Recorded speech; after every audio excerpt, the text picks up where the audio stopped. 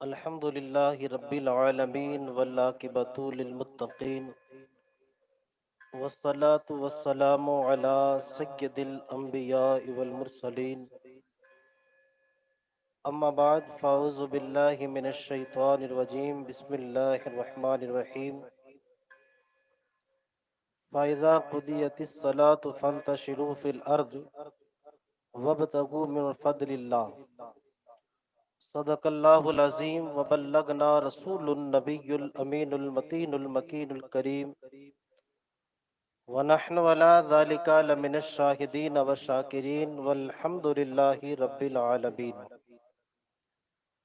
غوث اعظم بمنے بے سر و ساما مدد قبلہ دین مدد کعبہ امام مدد باگرداب بلا افتاد کشتی ضعیفانو شکستہ رات پشتی بحق خواجہ عثمان ہارون مدد کن یا معین الدین چشتی مدد کن یا معین الدین چشتی مدد کن یا معین الدین چشتی بروز محشر ہونٹوں پہ ہنسی معلوم ہوتی ہے، یہ امت رسول پاک کی معلوم ہوتی ہے، اور جس نے دیکھا مدینہ جب جائے گا جنت میں، جس نے دیکھا مدینہ جب جائے گا جنت میں تو کہے گا یہ جگہ دیکھی ہوئی معلوم ہوتی ہے، تو کہے گا یہ جگہ دیکھی ہوئی معلوم ہوتی ہے۔ نبی کے در سے ملتا ہے ملے گا بھی، نبی کے در سے ملتا ہے ملے گا بھی، ایسا نہ کیسے ہوگا جب ایسا ہوا بھی ہے، ایسا نہ کیسے ہوگا جب ایسا ہوا بھی ہے، اور امت کے اس کے سو نہیں سکتا کبھی نصیب، جو سویا ہے مدینے میں وہ جاگتا بھی ہے، جو سویا ہے مدینے میں وہ جاگتا بھی ہے۔ رسول اعظم صلی اللہ تعالی علیہ وسلم کے پیارے دیوانوں، اللہ تبارک و تعالی تلاوت کردہ آیت کریمہ کے تعلق سے مجھے حق کہنے اور آپ تمامی حضرات کو حق سن کر اس پر عمل پیرا ہونے کی توفیق عطا فرمائے۔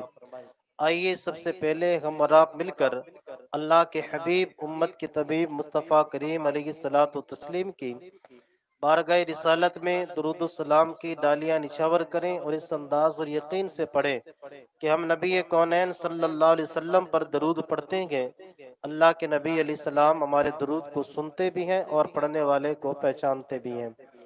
پڑھیے بآواز بلند، اللہم صلی علی سیدنا صفینا مولانا محمد وبارک وسلم، صلاۃ و سلام علیک یا رسول اللہ صلی اللہ تعالی علیہ وسلم۔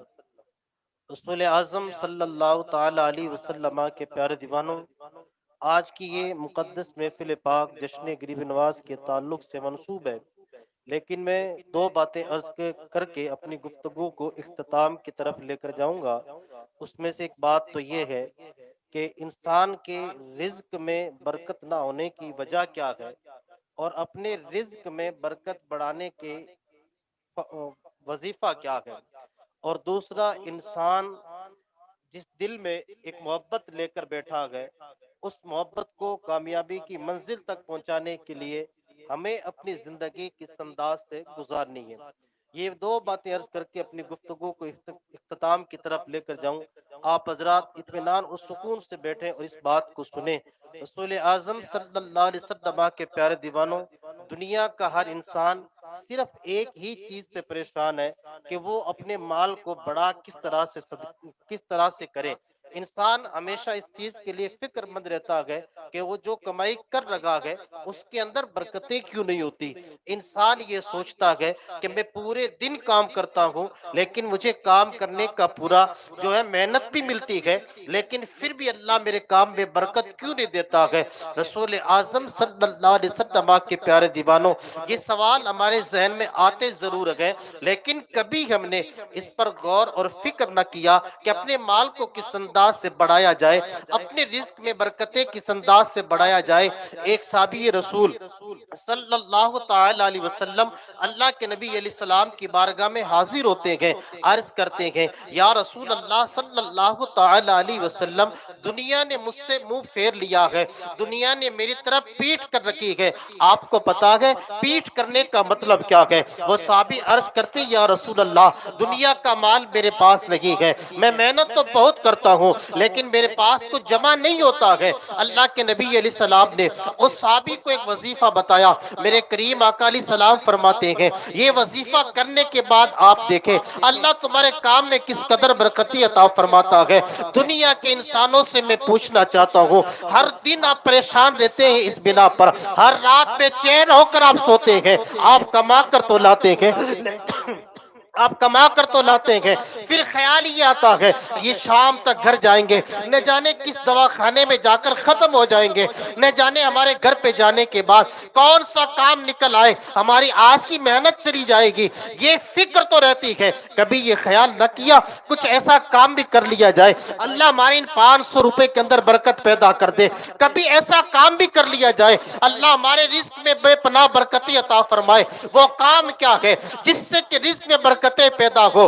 وہ صحابی عرض کرتے ہیں یا رسول اللہ صلی اللہ علیہ وسلم، دنیا نے مجھ سے جو ہے منہ پھیر لیا ہے، میری طرف دنیا نے پیٹ کر لی ہے، یا رسول اللہ صلی اللہ علیہ وسلم مجھے کوئی ایک ایسا وظیفہ بتائیں، کوئی ایک ایسا وظیفہ بتائیں جس سے کہ میرے رزق میں اللہ برکت عطا فرمائے۔ رسول اعظم صلی اللہ علیہ وسلم کے پیارے دیوانوں، صحابی رسول کی بات پر اللہ کے نبی علیہ السلام فرماتے ہیں اے میرے صحابی، میں تمہیں ایک وظیفہ دیتا ہوں، یہ وظیفہ لے کر جائیں، آپ کو پڑھنا کب ہے؟ میں پوچھنا چاہتا ہوں قوم کے مسلمانوں، اگر آپ اپنے رزق میں اضافے کی برکتیں چاہتے تو کسی کی دہلیز پر جا کر آپ بھیک مانگتے ہوئے نظر نہیں آتے، خدا کے دروازے پر آ کر حضور کا بتایا ہوا وہ ایک وظیفہ اگر پڑھتے اللہ تمہارے رزق میں بے پناہ برکتی عطا فرماتا، حضور کی عطا کردہ ایک وظیفے کو پڑھا کرتے اللہ تمہارے کام میں برکتی عطا فرماتا۔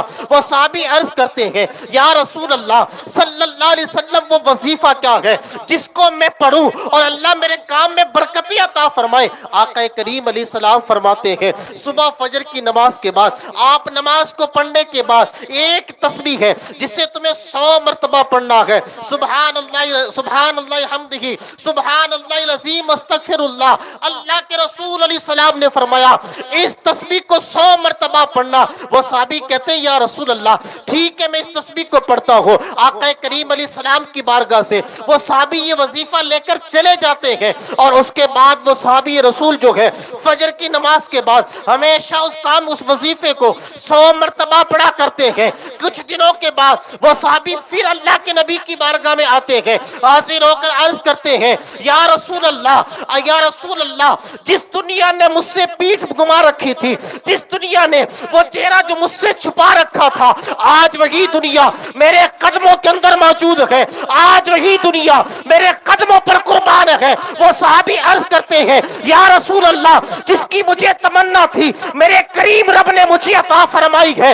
رسول اعظم صلی اللہ علیہ وسلم کے پیارے دیوانوں، دنیا کے بازاروں میں جا کر تعویذات کی دکانوں کو گرم کرنے والوں، سنو تو صحیح، اللہ نے تمہارے کاموں کی برکتیں اپنے وظیفوں میں رکھی ہے۔ فجر کی نماز پڑھ کر اللہ کی بارگاہ میں سر جھکا کر یہ وظیفہ کرے، اللہ تمہارے کام میں بے پناہ برکتیں عطا فرمائے گا، اللہ تمہارے کام میں بے پناہ برکتی عطا فرمائے گا۔ بتاؤ تو صحیح کن دہلیزوں پر آپ برکتیں تلاش کر رہے ہیں، دنیا کے کن ٹھکانوں پر جا کر آپ برکتیں ڈھونڈ رہے ہیں؟ آپ کیا کہتے ہیں 100 روپیہ کما کر لاتے ہیں، گھر پر آئے کچھ بچتا نہیں ہے، کسی نے میرے کام کو باندھ دیا ہے، کسی نے میرے کام پر بندش کر دی ہے، کسی نے میرے کام کو روک دیا ہے۔ ذرا بتائے تو صحیح جو قوم اللہ کی بارگاہ میں آ کر سر نہ جھکاتی ہو، وہ قوم کہتی ہے ہمارے کاموں کے اندر بندش ہے۔ جو قوم اذانیں سن کر افواج سے بھاگنے کی تیاریاں کرتی ہو، وہ قوم کہتی ہے ہمارے کام میں برکتیں نہیں ہے۔ کمائی کا پیسہ لا کر شراب کی اڈوں پر جانے والی قوم کہتی ہے اللہ نے ہمارے کاموں میں برکتیں نہیں رکھی ہے۔ محنت کا پیسہ لا کر جوئے اور سٹوں کے بازاروں میں جا کر پیسہ خرچ کرنے تیرے کام میں برکت کہاں سے دے گا؟ اگر تو چاہتا ہے اللہ تیرے کام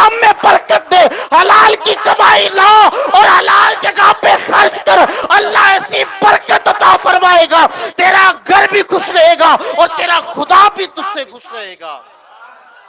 حلال کی کمائی حلال جگہ پر لا کے لگایا، حرام سے بچائیں، اللہ برکت عطا فرمائے گا۔ ہم ان آنکھوں سے ان بندوں کو دیکھتے ہیں جو لوگ اچھی محنت کر کے کماتے ہیں اور وہاں سے نکلنے کے بعد فوراً شراب کے اڈے پر پہنچا کرتے ہیں۔ میں کسی اور قوم یا سماج کی بات نہیں کرتا، اسی قوم اور سماج کے کچھ نوجوانوں کی بات کرتا ہوں جن کو سبزی منڈی کے اندر میری آنکھیں دیکھا کرتی ہیں، محنت کی کمائی بوریاں اٹھا کر کمانے والی قوم، جن کے مقدر میں 300 یا 400 روپے رہتے ہیں، گھر والے اپنے اس پیسوں کا انتظار کرتے رہتے ہیں اور یہ جوان شراب کی اڈوں پر جا کر یہ پیسے خرچ کرتے، اور پھر ہم یہ کہیں کہ اللہ ہمارے کام میں برکت نہیں دیتا، اور دعا کرتے ہیں کہ اللہ میں حضور کے چہرے کا دیدار نصیب فرما۔ آپ مجھے بتائیں تو صحیح، جس زبان سے آپ اور جس پیٹ کو آپ نشے سے آباد کرتے ہیں اور جن ہاتھوں کے اندر آپ شراب کی بوتلوں کو دیکھا کرتے ہیں، تمہاری بوا کس بات کی فکر کرتی ہے کہ ہم حضور کے چہرے کا دیدار کریں؟ ایک صحابی رسول کی روایت سنیں آپ، اور اس کے بعد دیکھیں کہ زندگی کا ایک اگر گناہ ہو جائے، وہ صحابی اتنا بے چین اور بے قرار ہو جاتے ہیں کہ اللہ کے رسول علیہ السلام کی بارگاہ میں حاضر کیسے ہوں؟ ایک گناہ زندگی کا، یہاں ہر دن گناہ کر کے کہتے ہیں کہ سب حضور کے چہرے کا دیدار ہو جائے۔ ابھی صاحب ایک شعر پڑھ رہے تھے نا کہ ہم جنازے کا احترام کرتے اس لیے، یہ جا رہا ہے کس لیے؟ حضور کے چہرے کا دیدار کرنے کے لیے۔ کون جا رہا حضور کے چہرے کا دیدار کرنے کے لیے؟ دن اور رات شراب کے نشے میں دھت رہنے والا وہ جوان جا رہا ہے؟ کون جا رہا ہے حضور کے چہرے کا دیدار کرنے کے لیے؟ ایک صحابی رسول کی بات سنیں آپ، اللہ کے رسول صلی اللہ علیہ وسلم کی بارگاہ میں ایک صحابی ہے جن کا نام غالباً حضرت ثعلبہ رضی اللہ تعالیٰ عنہ ہے۔ آپ اللہ کے رسول صلی اللہ علیہ وسلم کی بارگاہ میں حاضر رہتے ہیں، 15 یا 16 سال کی آپ کی عمر ہے۔ اللہ کے رسول علیہ السلام کی بارگاہ میں آپ حضور کی بارگاہ میں رہتے ہیں، اللہ کے نبی کی بارگاہ میں خدمت کرتے ہیں۔ میرے کریم آقا علیہ السلام آپ کو اگر کسی کام کے لیے بیچتے ہیں، وہ صحابی رسول اللہ کے رسول صلی اللہ علیہ وسلم کے بتائے ہوئے فرامین کے مطابق کام کر کے آتے ہیں۔ ایک مرتبہ اللہ کے نبی علیہ السلام نے اس صحابی سے کسی گاؤں میں کام کے لیے بھیجا۔ میرے کریم آقا علیہ السلام نے فرمایا میرا یہ تحفہ ہے یا میرا یہ پیغام ہے، فلاں گاؤں دے کر آ جائیں۔ اللہ کے رسول علیہ السلام کی بات پر عمل کرتے ہوئے وہ صحابی رسول جو ہے حضور علیہ السلام کا پیغام لے کر ایک گاؤں میں پہنچتے ہیں۔ اللہ کے نبی علیہ السلام کا پیغام ان گاؤں والوں کو دیکھ کر وہ صحابی رسول واپس پلٹ کر مدینے کی طرف آتے ہیں۔ مسلمانوں توجہ سے سنیے گا، زندگی کا ایک گناہ انسان کو بے چین اور بے قرار کر دیتا ہے، زندگی کا ایک گناہ انسان کی نیندیں اڑا دیتا ہے، زندگی کا ایک گناہ زندگی جینے کا سلیقہ بھلا دیتا ہے۔ ہمارے قوم کے جوان نہ جانے کتنے گناہ کرنے کے باوجود کہتے ہم اطمینان سے جی رہے ہیں، کتنے گناہ کرنے کے بعد کہتے ہم بڑے سکون سے جی رہے ہیں۔ آپ کی سکون والی زندگی کیا ہے؟ آپ کی اطمینان والی زندگی کیا ہے؟ وہ صحابی رسول ہے۔ اللہ کے نبی علیہ السلام کا پیغام ایک دیہات میں پہنچانے کے بعد آپ جو ہے واپس مدینہ منورہ کی طرف روانہ ہوتے ہیں۔ اس گاؤں سے نکلنے کے بعد ایک بستی سے آپ کا گزر ہو رہا ہے، اور صحابی سے جب بستی سے گزر رہے ہیں وہاں ایک زندگی کا گناہ ہوا، ایک خطا ہو گئی۔ وہاں سے نکلنے کے بعد آپ کے قدم رک جاتے ہیں، دل میں خیال آتا ہے میں اس نبی کی بارگاہ میں رہتا ہوں جس سے خدا کی طرف سے وحی نازل ہوتی ہے، میں اللہ کے نبی علیہ السلام کی بارگاہ میں رہتا ہوں جس سے میرا کریم جو ہے قرآن پاک نازل فرماتا ہے، میں اس حضور کی بارگاہ میں رہتا ہوں جس کے پاس جبرائیل کے ذریعے وحی بھیجی جاتی ہے۔ وہ گناہ کرنے کے بعد اپنے قدموں کو روک لیتے ہیں اور وہاں ٹھہر جاتے ہیں اور دل ہی دل میں خیال کرتے ہیں میری گناہ کی شکایت اللہ کے رسول علیہ السلام کے بارگاہ میں چلی گئی ہے۔ وہ دل ہی دل میں سوچتے ہیں میرے گناہ کی شکایت جو ہے حضور کی بارگاہ میں پہنچ گئی ہے۔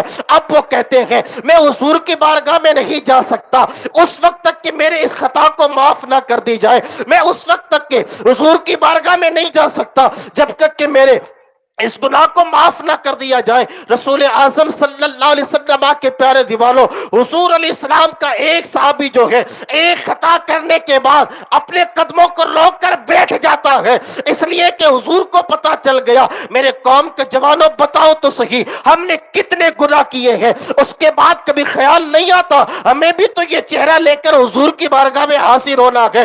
شراب کی بوتلیں اٹھانے والے جوانوں کو یہ خیال نہیں آتا یہ چہرہ لے کر ہمیں بھی ایک دن حضور کی بارگاہ میں جانا ہے۔ نشے میں دھت رہنے والے جوانوں کو یہ خیال نہیں آتا ایک دن ہمیں بھی جو ہے حضور کی بارگاہ میں حاضر ہونا ہے۔ زندگی میں بے شمار گناہ کرنے والے لوگوں کو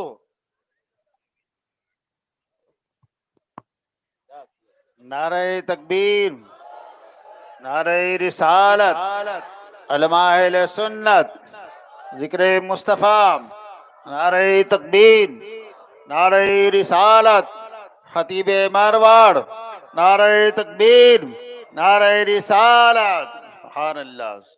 آپ حضرات درود شریف پڑھتے ہوئے آگے تشریف لے آئیں، اور جو حضرات کام کاج سے فارغ ہو گئے ادھر ادھر ٹہلتے نہ پھریں بلکہ ادب کے ساتھ اس محفل میں بیٹھ جائیں۔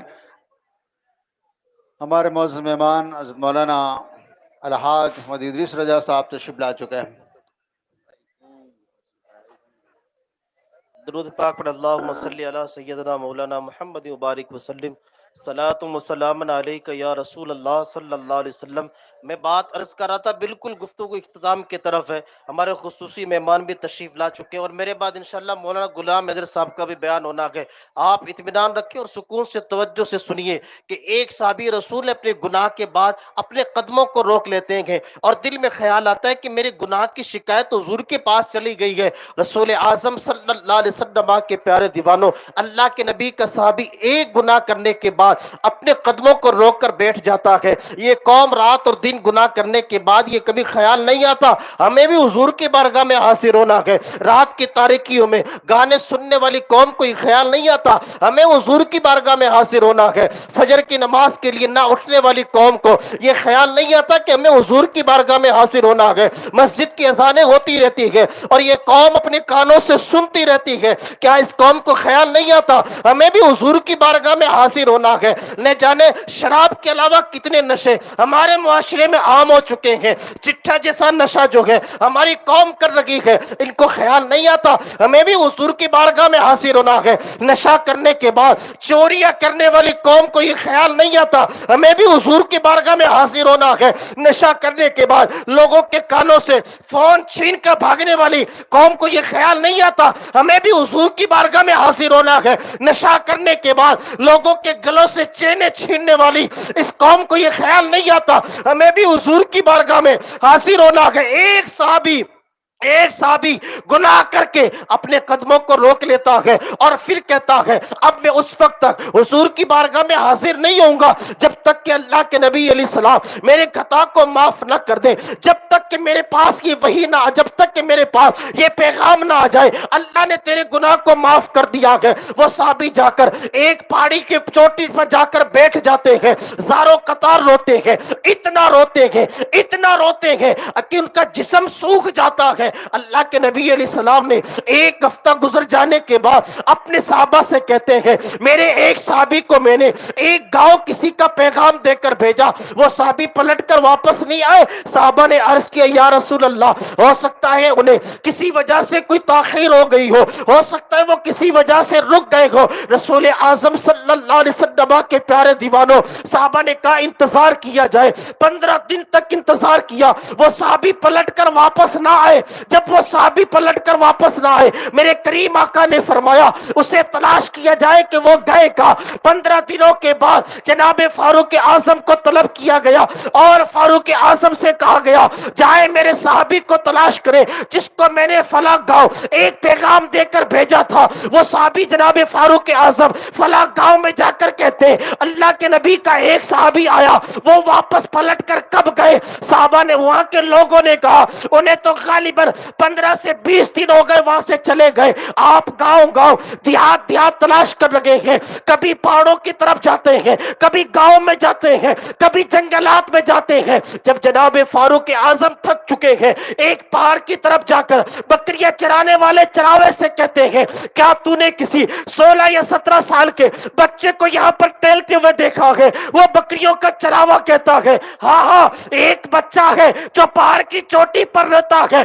رات کو جب گاؤں والے سوتے ہیں اس کے رونے اور گڑ گڑانے کی آواز آتی ہے. ہم تو سوچتے ہیں کسی کے گھر کا بچہ روتا ہے, لیکن وہ پہاڑ کی چوٹی سے روتا ہے. اتنی درد بھری آواز سے روتا ہے, اتنی درد بھری آواز سے روتا ہے. گاؤں کے سارے لوگ حیران ہیں, گاؤں کے سارے لوگ پریشان ہیں. جناب فاروق اعظم نے کہا, کیا وہ پہاڑ کی چوٹی سے کبھی نیچے بھی آتا ہے؟ کہا ہاں, شام کے وقت وہ روتا ہوا پہاڑ کی چوٹی سے نیچے آتا ہے. ہماری بکریوں کا دودھ پی کر وہ واپس چوٹی پہ چلا جاتا ہے. فاروق اعظم نے کہا, وہ کہتا کیا ہے؟ اس کی ایک ہی صدا ہے, اے اللہ میرے گناہ کو معاف کر دے, اے اللہ میری خطا کو معاف کر دے. جناب فاروق اعظم نے کہا, اس کا آنے کا وقت کیا ہے؟ کہتے غالباً وہ مغرب کے وقت نیچے آتا ہے. جناب فاروق اعظم ایک صحابی رسول کے ساتھ وہاں چھپ کر بیٹھ جاتے ہیں. آنے والے بچے کا انتظار کیا جاتا ہے. جب پہاڑ کی چوٹی کی طرف دیکھا, جناب عین مغرب کے وقت ایک بچہ پہاڑ کی چوٹی سے نیچے آ رہا ہے. فاروق اعظم نے کہا, کیا وہ بچہ وہی ہے؟ کہا ہاں یہ بچہ وہی ہے جو پہاڑ کی چوٹی سے نیچے آ رہا ہے. جب اور قریب ہوئے, جناب فاروق اعظم کہتے ہیں, یہ تو وہی ہے جس کی ہم تلاش کر رہے ہیں, یہ تو وہی ہے جن کو ہم ڈھونڈ رہے ہیں. کل تک جن کا جسم ہٹا کٹا تھا, آج ان کا جسم سوکھ چکا ہے. جو جسم میں طاقتور تھے آج وہ کمزور ہو گئے ہیں. مکمل 40 روز گزر گئے ہیں. جب پہاڑ کی چوٹی سے نیچے آئے, بکری کا دودھ پی رہے ہیں, آنکھوں سے آنسو گر رہے ہیں. گرے ہوئے آنسو دودھ میں جاتے ہیں, وہی دودھ کو پیتے ہیں اور کہتے ہیں, اے اللہ میری ایک خطا کو معاف کر دے, اے اللہ میرے ایک گناہ کو معاف کر دے, اے میرے کریم میرے ایک گناہ کو معاف کر دے. قوم کے مسلمانوں, ایک جرم کرنے والا صحابی اتنا روتا ہے کہ اللہ میرے گناہ کو معاف کر دے. رات دن گناہ کرنے والی قوم یہ خیال نہیں کرتی کہ اللہ میرے قوم میرے گناہ کو معاف کر دے. جب وہ آ کر دودھ پیتے ہیں, دودھ پینے کے بعد پہاڑ کی چوٹی کی طرف گئے. جناب فاروق اعظم نے پکڑ کر کہا, تمہیں جتنے 40 دن سے ہم تلاش کر رہے ہیں, اللہ کے نبی تمہیں بلا رہے ہیں. وہ صحابی کہتے ہیں, ان آنکھوں سے ایک گناہ ہوا ہے, اب میں حضور کی بارگاہ میں نہیں جاتا. جناب فاروق اعظم کہتے ہیں, تجھے آمنہ کے لال نے بلایا ہے, جس کے صدقے میں کائنات بدل دی جاتی ہے, جس کے صدقے میں لوگوں کی زندگیاں تبدیل ہوتی ہے, اس اللہ کے نبی نے تجھے طلب کیا ہے. وہ صحابی جناب فاروق اعظم کے کہنے پر اللہ کے نبی علیہ السلام کی بارگاہ میں حاضر ہوتے ہیں. جب جا کر جناب حضور کی بارگاہ میں حاضر ہوئے, میرے کریم آقا نے دیکھ کر کہا, تم اتنے کمزور ہو گئے, آخر کمزور ہونے کی وجہ کیا ہے؟ وہ صحابی کہتے ہیں, یا رسول اللہ میرے ایک گناہ نے مجھے کمزور کر دیا ہے. اللہ کے نبی نے فرمایا, تیرے اس ایک گناہ کو میرے کریم نے کبھی معاف فرما دیا ہے. اب اس صحابی کو حضور کی گود میں لٹایا گیا. میں کہتا ہوں, وارث سالبہ تیرے مقدر پر قربان, ایک گناہ کی وجہ سے 40 دن تک روتا رہا. آج تجھے اللہ نے وہ مقدر دیا ہے کہ حضور کی گود میں سو رہے ہو. مسلمانوں, اگر یہ چہرہ حضور کی بارگاہ میں لے کر جانا چاہتے ہو تو اس چہرے کو ایسا بناؤ, قبر میں جائے تو فرشتے پوچھے تو حضور بھی یہ کہے, اسے چھوڑا جائے, یہ غیر نہیں ہے, یہ تو میرا دیوانہ تشریف لایا ہے, یہ تو میرا دیوانہ تشریف لایا ہے. وہ صحابی رسول حضور کی گود میں سوتے, سونے کے بعد کچھ ہی دیر کے بعد ان کے جو موت کے فرشتے قریب تشریف لائے, اللہ کے نبی علیہ السلام کی گود میں لیٹا ہوا صحابی کہتا ہے, اب دیر کس بات کی ہے, جس یار سے ملنے کی طلب تھی اسی کی گود میں تو لیٹا ہوں, روح بھی نکالی جائے تو یار کی گود سے نکالی جائے, تاکہ دنیا سے جائے, اس شان سے جائے, یہ پیغام لے کر جائے کہ جو دنیا سے جا رہا ہے، مصطفیٰ کا غلام جا رہا ہے، مصطفیٰ کا عاشق جا رہا ہے۔ مسلمان اپنی زندگی ایسی بنا، اپنے طریقے ایسے بنا، چھوڑ دے گناہ کی راتیں، چھوڑ دے وہ شراب کے اڈے، چھوڑ دے وہ نشوں کے اڈوں کو، آ محبت رسول میں اپنی زندگی گزار، نمازوں کا عادی بن جا، چھوڑ دے یہ بات کہ کل کر لوں گا، کل کر لوں گا۔ آپ جانتے ہیں یہ کل کی بنا پر جناب شیخ سعدی علیہ رحمہ فرماتے ہیں آپ کس کل کا انتظار کر رہے ہیں؟ آپ کس کل کا انتظار کر رہے ہیں؟ جناب شیخ سعدی فرماتے ہیں اپنی محفلوں کا محاسبہ کیا کرو۔ کس کا محاسبہ کرو؟ اپنی محفلوں کا، کہ تمہاری محفلوں میں بوڑھے زیادہ ہیں یا جوان زیادہ ہیں۔ آپ اندازہ لگائیں کہ اپنی محفلوں میں بوڑھے یا جوان۔ آپ کے سامنے بیٹھے لوگوں نے کہا حضور ہماری محفلوں میں تو جوان زیادہ ہیں۔ آپ فرماتے تو یہی تو وجہ ہے، دنیا میں بڑھاپا تو بہت کم لوگوں کو آتا ہے، اکثر لوگ تو جوانی میں چلے جاتے ہیں۔ اب کس کل کا انتظار کر رہے ہیں؟ پھر جو جوان کہتے ہیں نا کہ سب آج نہیں، بوڑھے ہوں گے تو کر لیں گے۔ پھر آپ فرماتے ہیں اپنی محفلوں کا محاسبہ کرو کہ تمہاری محفلوں میں جوان زیادہ ہیں یا بچے زیادہ ہیں۔ تو لوگوں نے کہا کہ حضور ہماری محفلوں میں تو بچے زیادہ ہیں۔ جناب شیخ سعدی فرماتے ہیں لوگ جوانی بھی بہت کم پاتے ہیں، اس سے پہلے دنیا سے چلے جاتے ہیں۔ تو آپ کس بڑھاپے کا انتظار کر رہے ہیں جناب؟ آپ کس داڑھی کے بال سفید ہونے کا انتظار کر رہے ہیں؟ موت کا فرشتہ تمہیں سرٹیفکیٹ نہیں دے کے بھیجا ہے کہ زندگی کے 40 سال تک جینا ہے، کسی کے پاس یہ وقت نہیں۔ روح جب نکلتی ہے تو سیکنڈوں کا وقت رہتا ہے، پہلے تو لوگوں کو پتہ نہیں چلتا، آج کل تو کیمرے چیک کرتے ہیں کہ صاحب اس کی روح اور جسم کا رشتہ کتنی دیر میں ٹوٹا ہے۔ آپ کیمرے دیکھیں 5 سیکنڈ بھی نہیں لگتے اور انسان دنیا سے چلا جاتا ہے۔ تو آپ کس کل کا انتظار کر رہے ہیں؟ چھوڑے اس کل کو جس کی تمہیں طلب ہے، آئیں اس کل آج میں تیاری کریں۔ اللہ نے جو تمہیں زندگی کے سانسیں بخشی ہے، اپنے آپ کو حضور کا غلام بنائیں، اپنے آپ کو حضور سے محبت کرنے والا بنائیں، چھوڑ دے دنیا کی ساری محبت، ایک ہی محبوب بنائیں جسے اللہ کا نبی کہا جاتا ہے۔ اللہ تمہاری دنیا بھی کامیاب کر دے گا اور آخرت بھی کامیاب کر دے گا۔ دوران گفتگو کوئی خطا یا غلطی ہوئی ہو رب کریم اپنی رحمی اور کریمی کے صدقے سے معاف فرمائے۔ استغفر اللہ ربی من کل ذنب واتوب الیہ وما علینا الا البلاغ المبین۔ السلام۔